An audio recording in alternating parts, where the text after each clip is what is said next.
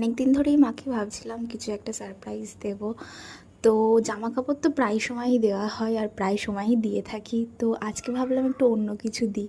হয়তো তোমরা বুঝতেই পারছো কি, আমার মা ভীষণ ফ্রেম পছন্দ করে।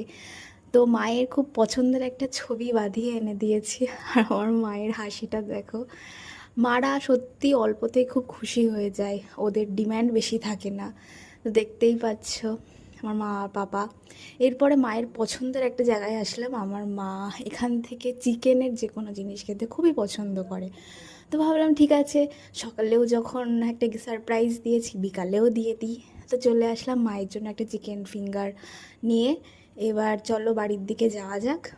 এবার আমার মায়ের রিয়াকশানটা দেখবে। আমি মাকে বলেছিলাম একটা রিয়াকশান দিতে, তোমার মায়ের রিয়াকশানটা দেখো তোমরা।